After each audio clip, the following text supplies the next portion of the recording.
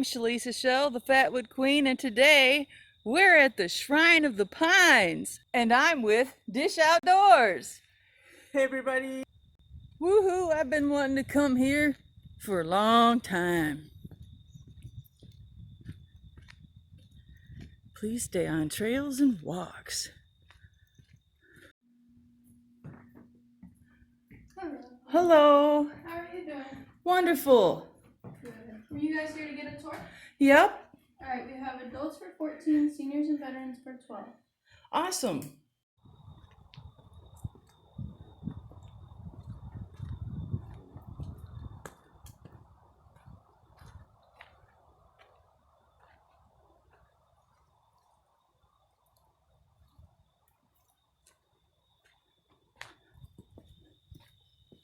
Woohoo! We're getting a tour.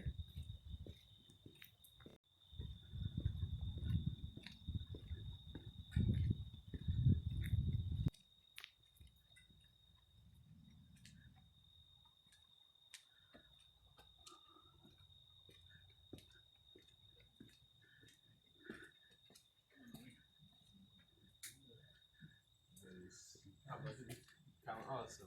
An hour or two? A couple hours, yeah. Couple hours. Up here with bait or not. Yay! It's always yelling at you. Fix it. A little bit cooler.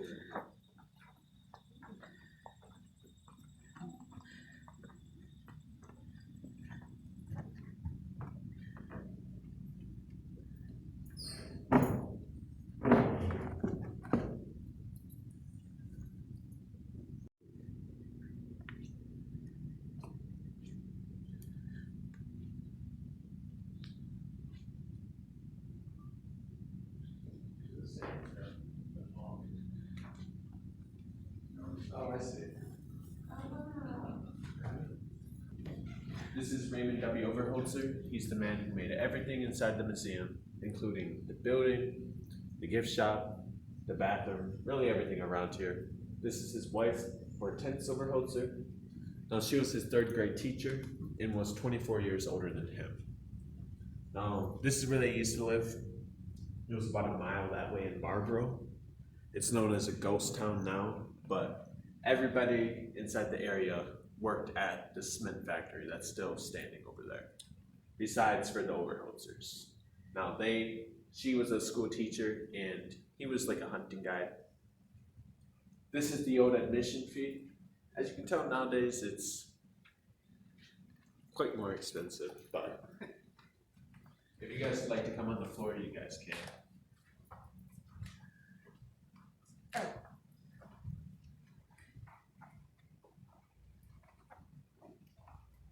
Now this is the buffet. It's one large piece. It's got two drawers that open up on the top and two more down here on the bottom. And two cupboards right here as well. Now, the top is actually doweled and glued on by his wife's glue. The only thing she made out of everything here was the glue. It was very strong because it holds a lot of stuff in here as well together. If you notice the doors, they are, like I said, doweled on. And the door right here kind of looks like Michigan. Yeah. Right there.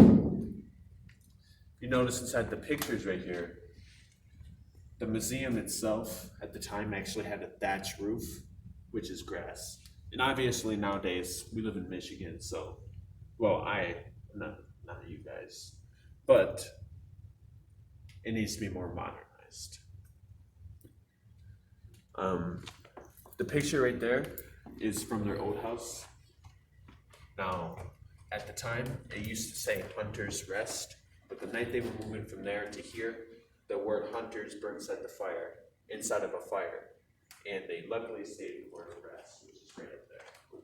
It's a lot bigger in person than what you see on the picture.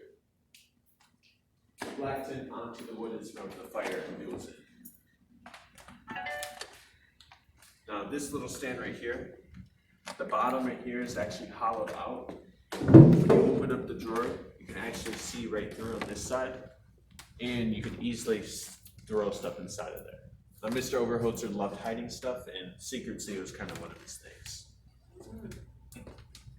Now, that's a picture of him as a child. Back then, they didn't really smile inside pictures, so he was a little creepy in my opinion. Now that you're here, it's all one log. Yep, it is one solid piece. He had no power tools, no screws or nails, or anything used on any of the wood furniture. He did it all by hand, well, with hand tools. Now the table over here was actually this large stump at first. And obviously now it looks a lot more different. It's got over 60 plus inlays inside the top of it, and plenty of holes around the table to store stuff inside of. They're super long that your entire arm can actually fit into them. Now, along the table as well, there's actually little departments like buckets as well. Now, if you notice in the picture, he's holding a bigger one. That is on this side, right over here.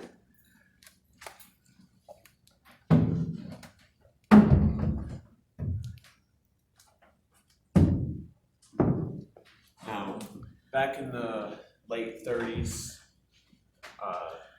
Mr. Overholzer was actually offered $50,000 for this table from Henry Ford. And as you can see, it still sits here. Word got around and he found out he wanted it, but he did decline the offer. Now, this place was built to be an exhibit itself. They did not live inside of here, but they actually lived right past that door. Whoever manages here pretty much gets to live here, and the current manager lives in there now, but that is where they actually lived. So, if you notice this at Widow's Cabin on the plank going into the gift shop, now that was because although she was 24 years older than him, she still outlived him by 7 years. Wow. He passed away in, I think it was just too sentimental living in there. So she moved into the gift shop. The big area was her bedroom. The back too was her kitchen and living room. Now, once they moved here, he did a lot of his work at like their old house and throughout his life. But this became his new workshop. The trap door leads you down into the basement. Unfortunately, we can't go down in there now, but because there's just a bunch of junk down there now from managers. Now the chairs, there's only one time frame of how long a piece took them, and that is the chairs. So the chairs itself, it's that one chair took about 30 days for him to make. Oh my God. Now the big chair over here is his chair, and that one is his wife's chair. If you guys would like to sit in one, you guys can feel free and help yourself.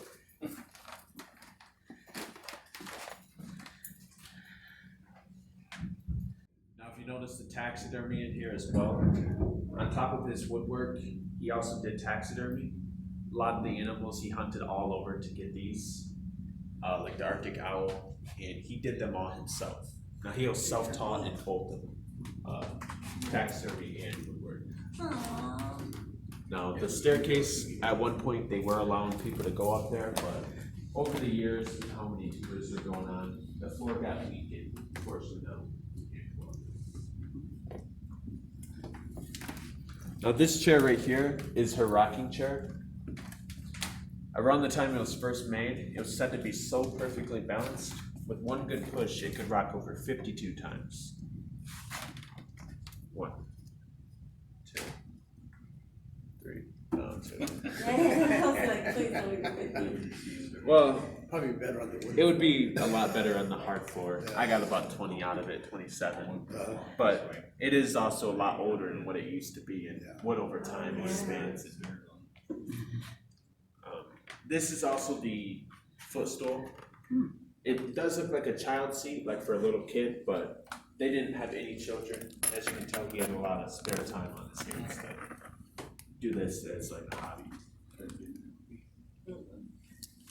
Now this is a picture of his wife right here standing by the chair. And that's a picture of him right there. Now, if you notice inside of the picture over here, the river was actually a lot wider at the time. And loggers years ago would actually, they wiped out this land. It used to be 80 acres, it's now half the size. And they turned it into pretty much a logger's country. Now from there, they took the wood, they shipped it down to Pere Marquette and all the way to Chicago. Now from Chicago, they rebuilt after the Great Chicago Fire. Now what he did was he used all the leftover driftwood, stumps, roots, whatever he could find and turned it into what it is here. Now he said the wood had to have, well, there had to be 3 things for him to use it. It had to be white pine, it had to have a use, and it had to be free. All the wood in here is white pine wood. Now, the frame he did, I'm assuming build this part of the frame, but the outside of the frame right here is one large piece of a tree. And obviously it beautifies the window frame. The glass to this window come from an old store in Baldwin. At the time it was called Bradford's. You guys probably passed it on the way here. It's not Houseman's, which is right over there. And you can still see it on the outside where it said, "We deliver groceries." You can barely see it now, but on a sunny day, if you get the right reflection, you can see it up at the top. If you guys want to check it out, see if you can see it, you guys can as well. And whenever you're ready, you guys can come in here. I didn't see it for a long time until I went on the outside. I was mowing out back and just the right got reflection. the right reflection. I was like, oh, maybe what?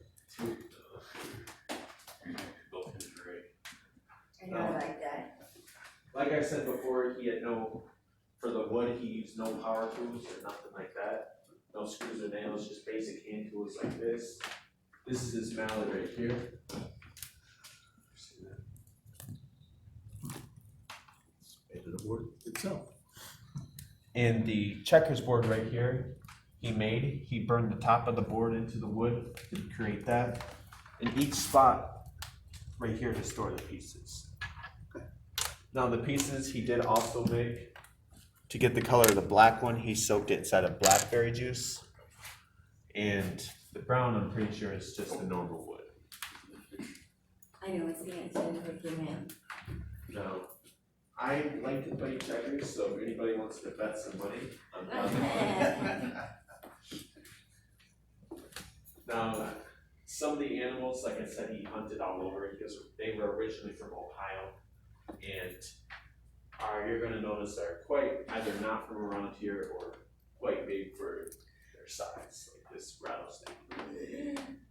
Now, I think that's a muskie, but you'll see plenty of weird things around here as well. Yeah, weird things. Now the table right here, this table has over 120 inlays inside of it. And it was actually used to be the game table. Now, they say he might have been a cheater because there's plenty of places to hide the cards around the table too. Now this was his chair right here. They called it the Lucky Lady because there's a resemblance of a high heel inside the back of the chair. Right there's the peg or whatever it is, and that's the shoe. Now, I don't know why they call it the Lucky Lady. I've sat in it many times and never got any luck out of it. So, if anybody wants to take a seat in the chair, you guys can help yourself.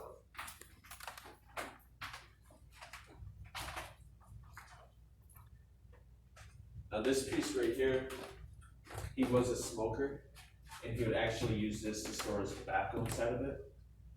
Doesn't really smell like tobacco anymore, but that's what he would put it in. This is his ashtray, but it's also a turtle shell. They were pioneers, they lived off the land, and apparently used everything he could find. Yeah.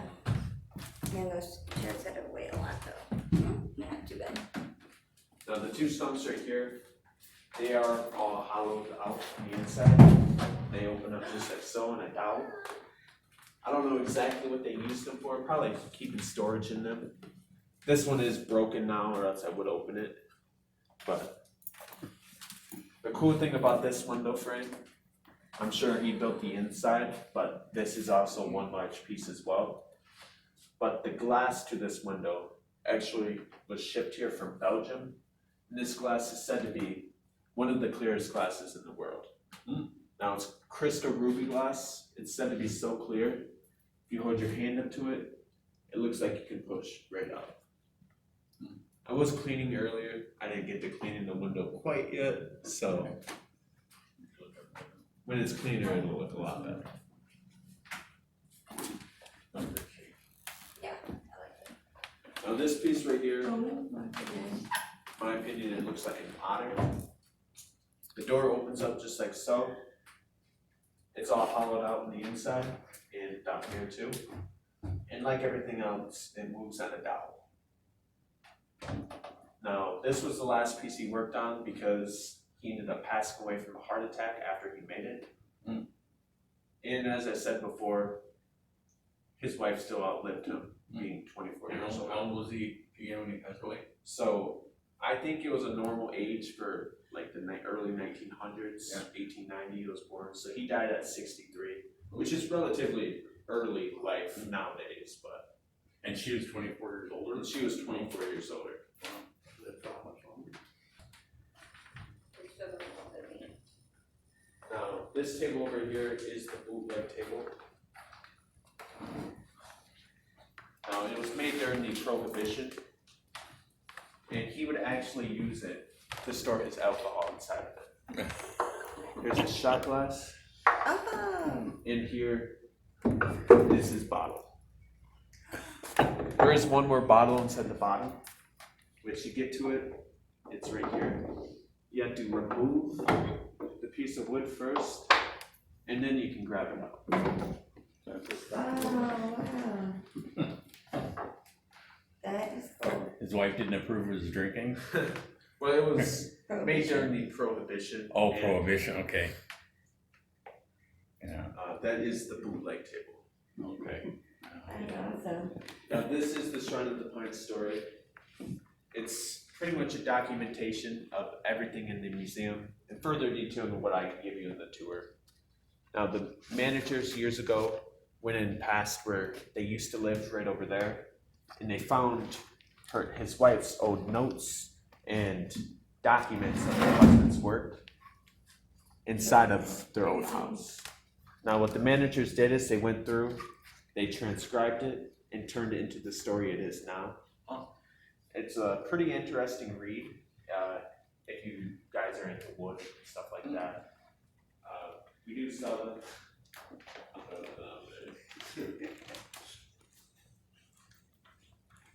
Whenever you guys are ready, you guys can feel free to make your way in here.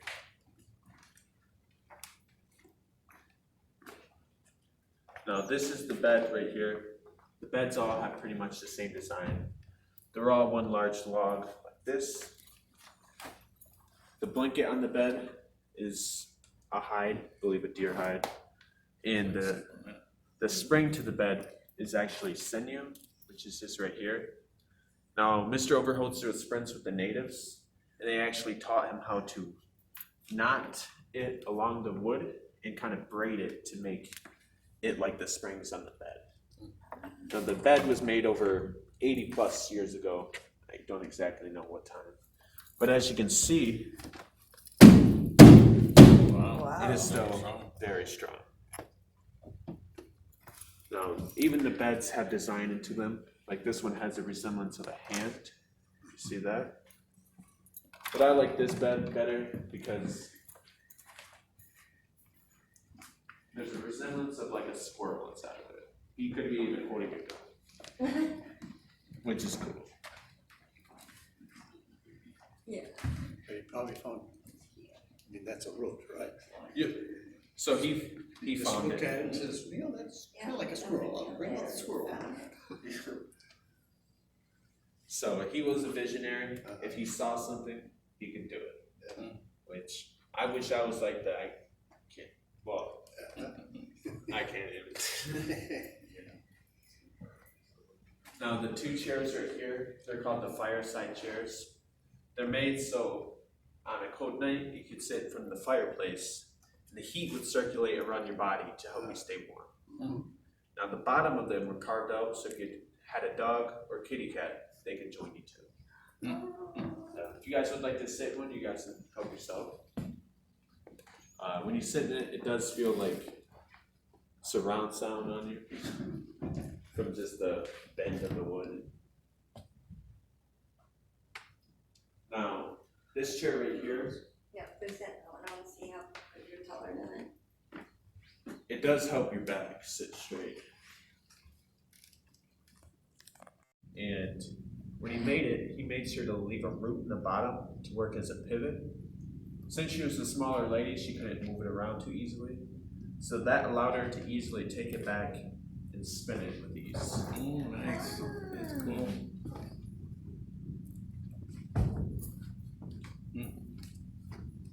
Now the fireplace, the entire stone structure, he did make.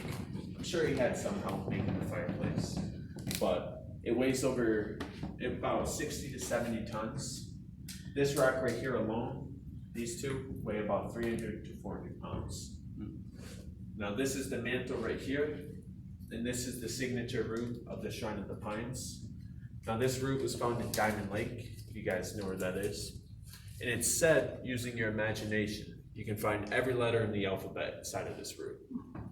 Right here's a T, a W, X, a giant E, really every letter used in your imagination. Now if you notice on each side of the fireplace, there's like kind of open markings. Now that was originally from pine trees that were etched into the wood.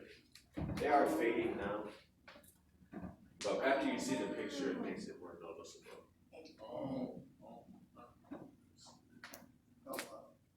Then it kind of clears them up for you. Let's see. Right there. Where at? The pine trees. Okay. And he did it without tools. Very cool. Well, he used tools, but he did not have power tools. Yeah, no. Now, I could not imagine doing it without power tools. I probably, even with power tools, wouldn't have started. Right. Now, one of my favorite pieces is probably this piece right over here. Any guesses of what you guys think it is? Does it turn? I think of the manufacturing salvage, like sharpest coming up. Were you a teacher or professor? Physics teacher. Not a hard to get. Well, hopefully I seem smart then. I better turn. Well, it is actually a gun rack. The gun goes here, the barrel goes up there. It rotates on these pine balls to work as the ball bearings. So you can easily rotate it to grab whatever gun you need. The holes right here are carved out so he could have quick access to his ammunition. Which there's the shells. And these are the pine balls right here. I don't know how he got them super symmetrical and round. Yeah, that's. The chandelier, it's kind of just balanced up there off that burrow. So as long as nobody comes through and pushes it, when someone's underneath of it or gives it a good shove, shouldn't be going anywhere and shouldn't be hurting anybody.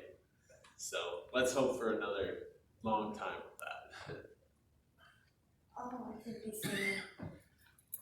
Just hanging there. Yeah. The Shrine of the Pines up here, he did also name it that, as I said, kind of in a memorabilia of the pine trees that were cut down in the area. It is a little funny name. When I hear shrine, I think of maybe a church or something like that. That's what I thought this was for years.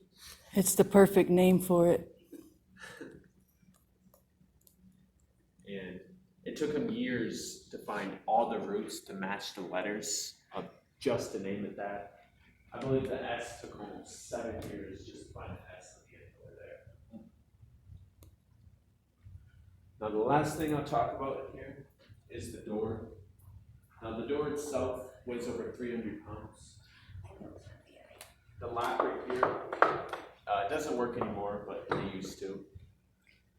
There's 18 logs all the way across. When you open it up, it is a little hard, but the thing that's cool is at the top of the door, every single log right here is actually cut and perfectly parallel to match every single log across there. So you couldn't seal the door. Now there is one thing in the entire museum that isn't white pine, and that is the ball bearing for the door.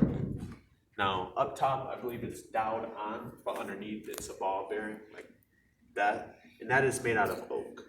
Oak's stronger, lasts longer than pine. And another cool thing about the door is the door was actually here first. The entire building itself was built around the door. So first things first. First thing for the door and last thing after that. Door first. Yeah. But I believe that's all I have for you guys. So if you guys have any questions or anything, feel free to ask. And if you guys want to take any pictures or get a closer look at something or sit in a chair again, you guys can feel free to help yourselves. Thank you. What do you think? I'm not sure if you've ever heard of the handcrafted. So you put like your I think drink it's like here a- or playing cards instead of having a big jug. Yeah, it's good. Like it's a couple hours from here. It's moving. Yeah. It's gonna say probably 3 hours. You're not sure. Like the Yeah, there's so many. Pine knot fin. Right. Well, hopefully.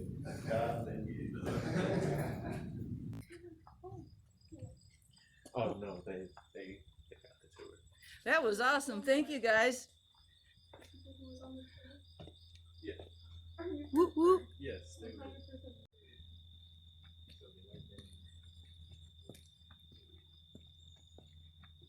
Bye bye. Thank you. You too. Hi, Dish. Yeah, Awesome. it was awesome. I'm ready to sit down. Yeah, but so.